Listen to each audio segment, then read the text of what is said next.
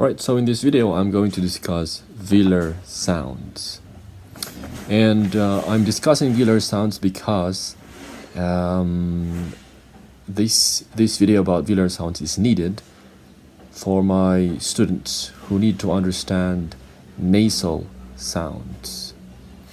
I needed to discuss nasal sounds because many Japanese speakers who are studying English find it difficult to understand the difference between the pronunciation of the word sin and the pronunciation of the word sing. So to English speakers, of course, the difference between the pronunciation of the word sin and the pronunciation of the word sing is very clear. But to a Japanese speaker, the N sound and the NG sound, the last sound of the word sin and the last sound of the word sing, are the same. And I discussed nasal sounds in one of my videos so that the difference would be cleared, and this video is a supplementary video for that video, and that video is entitled Nasal Sounds. So if you haven't watched it and you need to watch it, then just look it up in my channel. Okay. So in one of my videos I discussed that the last sound of the word sin is an alveolar sound, and if you need to understand the meaning of alveolar sound, or if you need to know the meaning of the term alveolar, then watch that video too. And in this video I will discuss velar sounds, and the last sound of the word sing is a velar sound. The last sound of the word sing is a velar sound. The last sound of the word sin is an alveolar sound.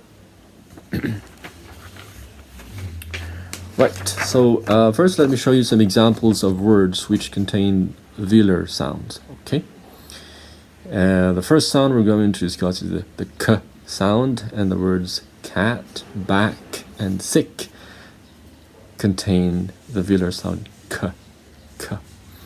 Another sound which is a velar sound, and the second one is very close to the first one. This is a voiceless sound, and this is a voiced sound. Don't worry about the terms voiceless and voiced for now. You don't really need to understand them, but the words goat, get, and beg contain the sound g. So the first sound of the word goat, first sound of the word get, and the last sound of the word beg are all velar sounds, and they are the g sound.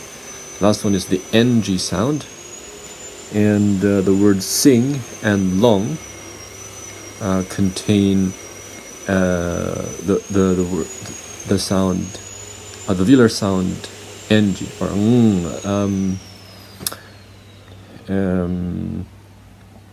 the key point is the parts of the mouth that you use. I mean, that's the key point that you should remember when you're pronouncing the ng sound. All right. Now, these sounds are called velar sounds because you use, now when you pronounce these sounds, now you use the velum to close the airway of your mouth. You close the airway with your mouth using the velum, and the term velum is another word for the term soft palate.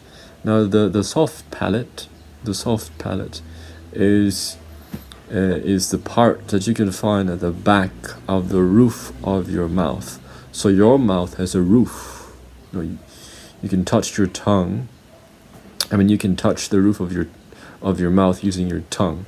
So the ceiling of your mouth, I call it ceiling, but others call it roof. So the ceiling or the roof of your mouth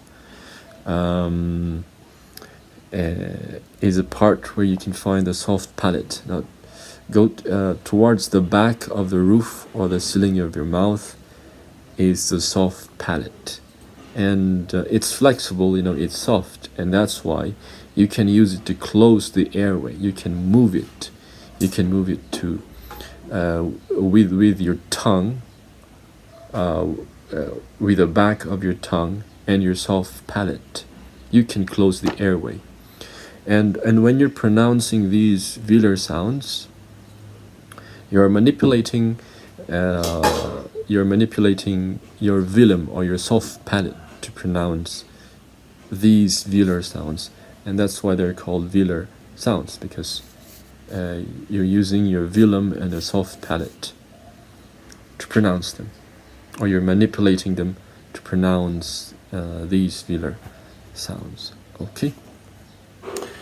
Now, let's go back to this pair of words. Now, this word sin uses an alveolar sound, or the last sound of the word sin is an alveolar sound, and the last sound of the word sing is a velar sound.